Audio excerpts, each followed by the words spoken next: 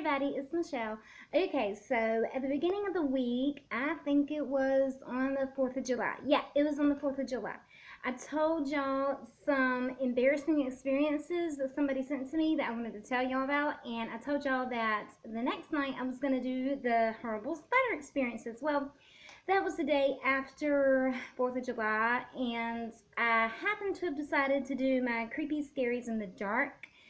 And I kind of did that because of how the weather was outside. It was like all creepy and spooky and thundering and lightning really bad. So I figured that would go along pretty good with the story. So I did that. And then the next day, which was yesterday, that was kind of an off day for me. So I just kind of did a little bit of looking up stories and stuff. And I had someone sent me some stories that is experiences, like I was telling you about, of snakes. So actually I am still working on my spider stories or experiences, and I had someone send me some snake experiences, and I thought they were very creepy also. So the first story of that, about the snakes that I have, is maybe something y'all have already heard about. It's kind of like a legend, something that may or may not be true, but something that could definitely take place. So first of all, I'm going to tell you about that. It is creepy. Alright, so a woman had a python that was about 4 meters long and looked pretty healthy. However, one day it just stopped eating. The desperate woman tried everything she could and offered anything that a snake would eat. Still, the snake would eat nothing. So the vet that she took the snake to listened to the story carefully and asked the woman whether the snake sleeps with her at night. Well, wraps around her, and whether it tends to spread out throughout its length. Now, first of all, I have to say, I think I would first die before I let my python sleep in bed with me. Well, being happy to hear that, the woman gave a positive reply to the vet. She further explained that it looks like the snake asks for something, but she is unable to help it. Then the vet looks at her and says that she could not take the snake back home with her, that it would have to be euthanized, put to sleep. The woman was horrified and confused. "Your python's not sick, ma'am. He's been preparing to eat you." As he explains, each time the snake used to creep and wrap itself around the lady's body, it was actually checking her size and weighing how a great meal she was and how prepared it had to be prior to the attack. Speaking of the reason for its refusal to eat, it was actually making enough space in its body so that it is easier to swallow and digest its next meal, the woman herself. That's something I heard a few years ago. My daddy actually showed that to me online, and I freaked out about that. He's got a pet snake, and it is nowhere near the size of a python, but it still scares me pretty bad. All right, so these next stories is 10 of them, and you know how like you rate it 1 through 10, 1 being the worst. Well, I'm going to start with number 10.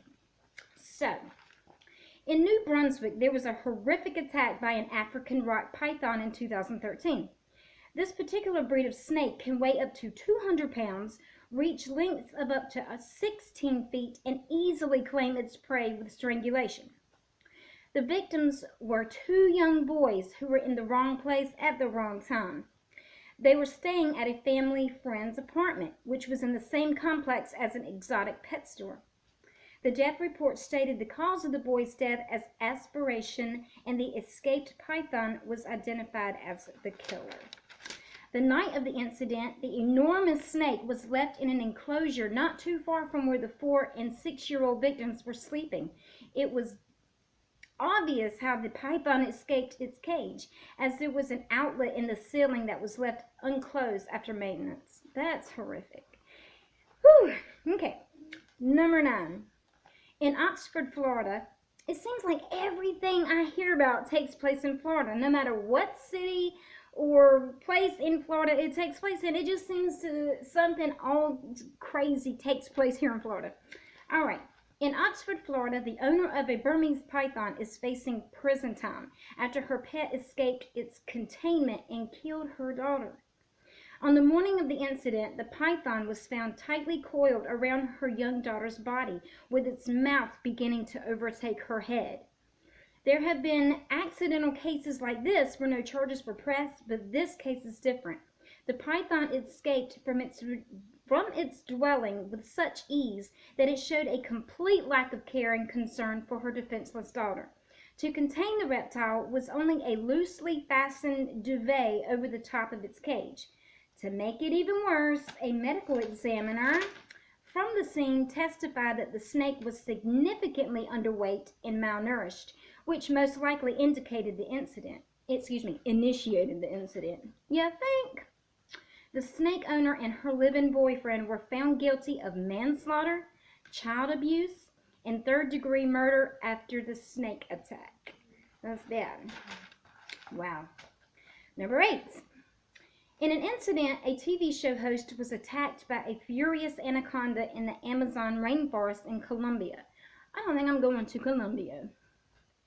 He was hoping to obtain footage of anacondas. Soon into the expedition, the host hesitated, lunged into a grassy area, and then revealed an anaconda that was nearby, 3 times as long as he was tall. The snake became agitated and began to coil around him. He tried to put the snake back on the ground, and a short while later he seized the snake again, attempts to pick it up, and grabbed at it. For real, dude? Really?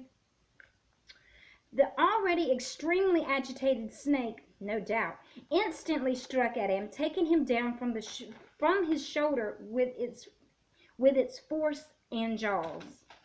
After hearing the screams from the host, his crew ran over to find him on the ground with the snake wrapped around his chest with its teeth deep into his bicep. As the situation quickened, the snake became more settled on the host. It took the force of 5 men to actually get the host free from the ferocious anaconda. Okay, number 7. A Texas woman who had years of experience handling large snakes was attacked by a 14-foot boa constrictor. The victim was trying to give the snake some water when it happened. It was a routine she performed daily, as she had cared for the boa for nearly 8 years.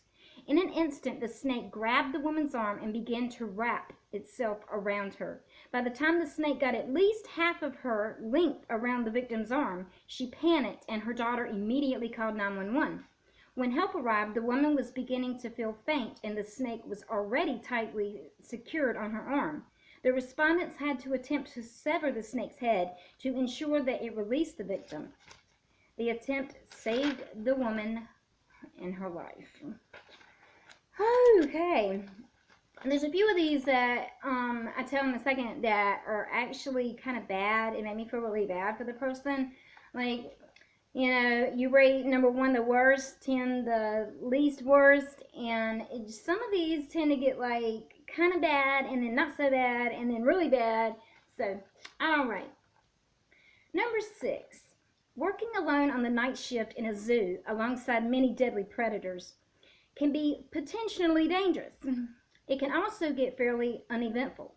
At least that's what one zookeeper who broke the zoo's rules by entering one of the cages thought.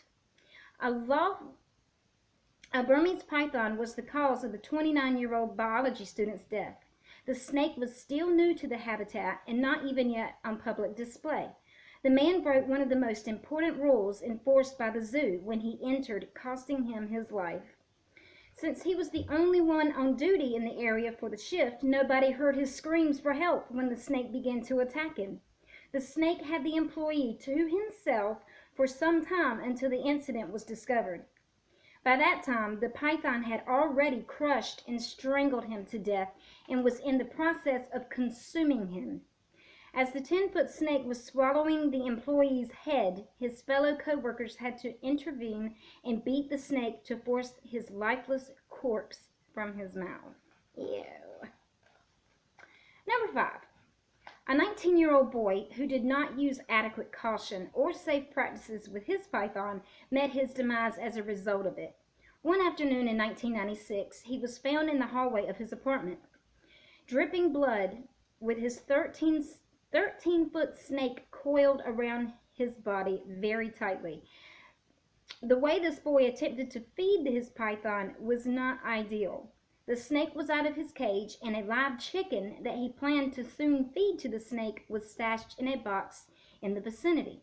Since pythons have a very acute sense of smell, family and friends of the victim believe that the hungry snake picked up the scent of the chicken, which it usually ate, and saw the only moving target, the victim, as dinner. Though the snake did not get to the point of swallowing him, the victim did not survive the attack. Okay, this next story, which is number 4, is I don't really like because it's got to do with kids, well, a child, and it's kind of sad. All right, number 4. In Las Vegas, a family of 3 was temporarily sharing their home with an 18-foot reticulated python. I know I am. For a few weeks, the parents of a 3-year-old boy agreed to take care of the reptile for a friend. Still new to having such a large snake in the house, the parents slipped up and failed to properly contain the python one afternoon. Only a few weeks at the residence, the reptile was able to slither free from its enclosure. Shortly after getting out, the snake came across something that struck its interest. The couple's 3-year-old son was alone in one of the bedrooms in the house. The snake proceeded to bite and squeeze the toddler. By the time the parents discovered it, their son was slipping into unconsciousness. They called for help. It took 6 officers, an animal control officer, and the parents with a knife to free their son. The child soon made full recovery, but the snake's future was not so bright. He was euthanized, and the boy's parents faced criminal charges of child abuse. Wow, y'all. Number 3. The owner of a 13-foot long reticulated python, also, again, thought she could handle the snake on her own. The pet had been sick and was prescribed medication. The owner took on responsibility of administering the meds to the snake. Forcing the snake's mouth open, he became agitated. So, it eventually became enough for it to attack and overpower her. As the attack progressed, the snake wrapped around her and she suffered from an intense neck compression, which led to her death. The python did not kill her in a predatory way and did not even attempt to try and consume her, even after the snake went into hiding and was found later. Number 2. In this story, a woman was lying down to rest for the night with her 2-year-old daughter. Soon after she was awakened by her cat hissing and noticed the sight of a strange movement on her bed. Oh no. She picked up her cell phone to shine light on whatever was going on. She faced a very rude realization. It turned out to be a 6-foot python sharing the bed with her and her daughter. Oh no.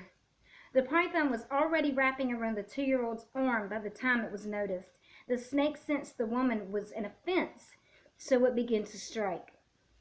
With fear that the snake was going to kill her little girl, the woman grabbed the snake by the head, ripped it apart from the baby, and hurled it across the room. Way to go, Mama. The frightened 2 rushed outside and awaited there until the paramedics came and took them to the hospital, where they spent the night to receive treatment on the wounds. Wow. Okay, and so finally, number 1. When it comes to weight and mass, the green anaconda holds the title of the largest snake species on the planet. They can reach 25 feet in length and a weight of up to 300 pounds. In a terrifying incident, a young Brazilian boy fell victim to the green anaconda. One afternoon, when he and a friend were playing near a creek, a 16-foot green anaconda was watching them from just beneath the water's surface. As the boy neared the water, the snake decided to pounce. Using its teeth, the snake took the boy down with ease. As it sank its teeth into his neck and shoulders, the boy's friend ran for help. He returned with the boy's grandfather. With a small machete and a rock, the 66-year-old grandfather was able to free his defenseless grandson from the snake after nearly 30 minutes of fighting with it.